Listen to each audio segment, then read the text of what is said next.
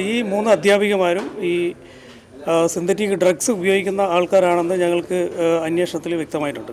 മയക്കുമരുന്ന് മാഫിയുമായി ബന്ധപ്പെട്ട ഒരു നെറ്റ്വർക്കിൽ അവർ അംഗമാണ് എന്നതിൽ ദിവസം കഴിഞ്ഞ ജൂൺ മാസം അവസാനം റിപ്പോർട്ട് ചെയ്ത MDMA കേസുമായി ബന്ധപ്പെട്ട് ഇന്ന് ഒരു അറസ്റ്റ് കൂടി ഉണ്ടായിരിക്കുകയാണ്.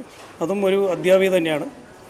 അപ്പോൾ ഞങ്ങളുടെ അന്വേഷണത്തിൽ വ്യക്തമായ ഒരു കാര്യം എന്താണെന്ന് വെച്ചാൽ ഇവർക്ക് വലിയ ഒരു ഈ മയക്കുമരുന്ന് മാഫിയുമായി ബന്ധപ്പെട്ട ഒരു നെറ്റ്വർക്കിൽ അവർ അംഗമാണ് എന്നതിൽ യാതൊരു സംശയമില്ല.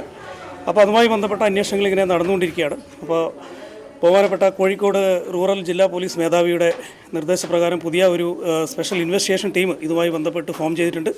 അപ്പോൾ അതിൻ്റെ അന്വേഷണങ്ങൾ വളരെ ശക്തമായ രീതിയിൽ നടന്നുകൊണ്ടിരിക്കുകയാണ്. ഇനിയും കൂടുതൽ പ്രതികളുണ്ട് എന്നാണ് ഞങ്ങൾ മനസ്സിലാക്കിയിട്ടുള്ളത്.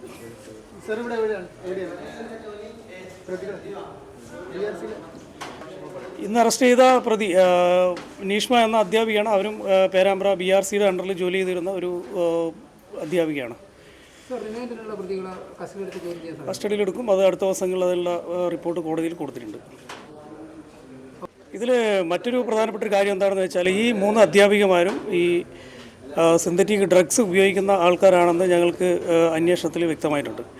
അപ്പോൾ അതിനെ സംബന്ധിച്ചും ശക്തമായ അന്വേഷണങ്ങൾ നടന്നുകൊണ്ടിരിക്കും. അതിൽ യാതൊരു ഇവരുടെ ബാങ്ക് അക്കൗണ്ടുകളും അതുപോലെ തന്നെ മറ്റ് പ്രധാനപ്പെട്ട കാര്യങ്ങളെല്ലാം തന്നെ ഇതുമായി ബന്ധപ്പെട്ട സാമ്പത്തിക സ്രോതസ്സുകളെക്കുറിച്ച് ശക്തമായ അന്വേഷണം വരും ദിവസങ്ങളിൽ ഉണ്ടാവും.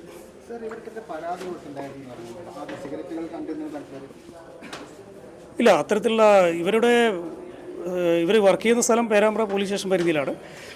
അത്തരത്തിലുള്ള പരാതികളുമായിട്ട് ഞങ്ങൾക്ക് ലഭിച്ചതായി എനിക്ക് അറിയില്ല.